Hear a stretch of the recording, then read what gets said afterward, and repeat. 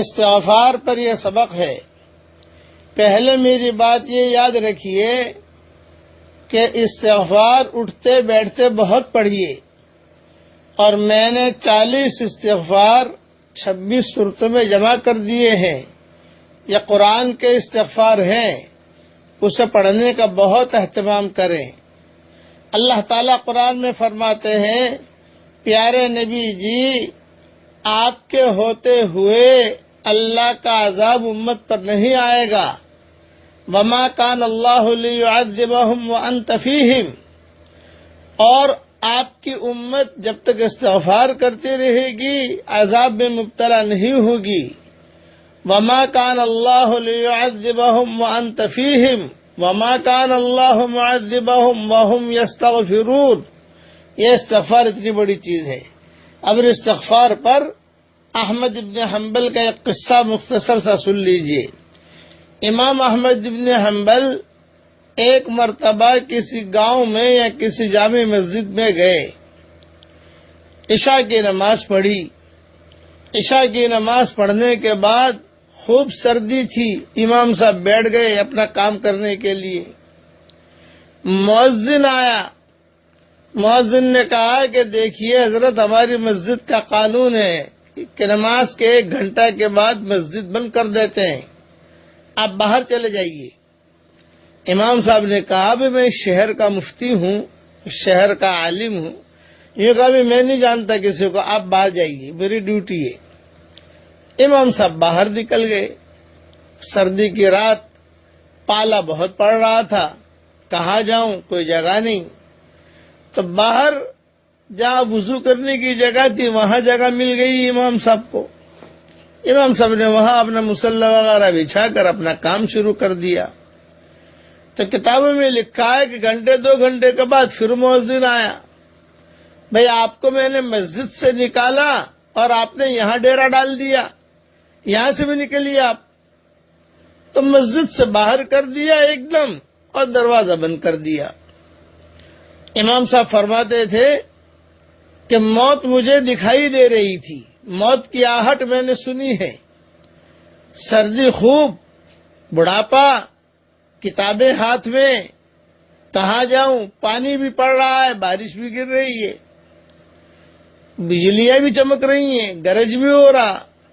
مسجد کے قریب ایک خباز تھا، روٹی بنانے والا، اس نے دیکھا کہ کوئی بوڑھا آدمی ہے، پریشان ہے۔ اس نے فوراً امام صاحب کو بلا لیا کہ چچا یہاں آ جاؤ۔ وہ روٹی بنانے والا جو خباز تھا وہ نہیں جانتا تھا کہ یہ احمد ابن حنبل ہیں۔ امام صاحب چلے گئے، اس نے اکرام کیا۔ تہجد کا وقت ہوا تو امام صاحب تو اپنا کام کر رہے تھے، سردی کی راتیں ویسی بھی لمبی ہوتی ہیں۔ تو علماء نے لکھا ہے کہ وہ خباز اٹھتے بیٹھتے ایک ہی جملہ کہتا تھا، استغفر اللہ، استغفر اللہ، استغفر اللہ۔ میں آپ کو نصیحت کرتا ہوں کہ آپ اور ہم کہیں اے اللہ معاف کر دے، اے اللہ معاف کر دے، اے اللہ معاف کر دے، اٹھتے بیٹھتے۔ وقت آئے گا، گھڑی آئے گی، اللہ کہہ دیں گے میں نے معاف کر دیا۔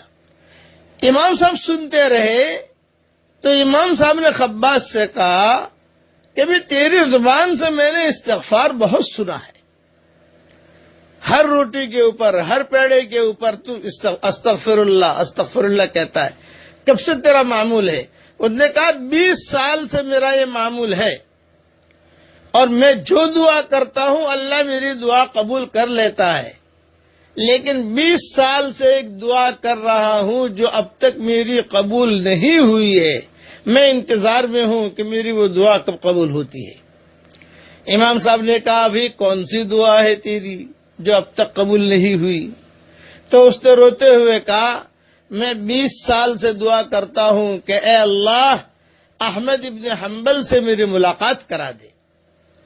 امام صاحب نے جب یہ سنا تو امام صاحب کی آنکھوں میں آنسو آ گئے اور چمٹ لیے اس سے، یہ کہا میں ہی احمد ابن حنبل ہوں۔ جب وہ خباز نے دیکھا کہ یہ احمد ابن حنبل میرے گھر میں، ان کی اتنی کتابیں پڑھی جاتی ہیں، یہ آدمی میرے گھر میں، وہ چمٹ گیا اور رونے لگا۔ کہا 20 سال کا میرا خواب اب پورا ہوا، امام صاحب نے روتے ہوئے ایک جملہ کہا، یا خباز لأجل استغفارک قد جررت الیک جرا شدیدا، اے خباز تیرے استغفار کی وجہ سے تیری طرف دھکے مار مار کے پہنچایا گیا ہوں۔ وہ دھکے مار رہا تھا مؤذن، میں سمجھ نہیں رہا تھا اللہ کا نظام، تیرے استغفار کی وجہ سے تیرے گھر میں پہنچایا گیا ہوں۔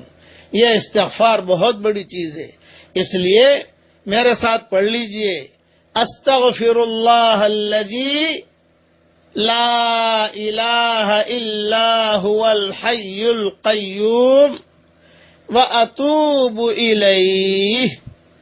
40 استغفار میں نے جمع کر دیے ہیں 26 صورتوں کے اندر، نئی 26 صورتیں جو ترجمے والی آئی ہیں، وہ استغفار کا روزانہ صبح شام اہتمام کیجئے۔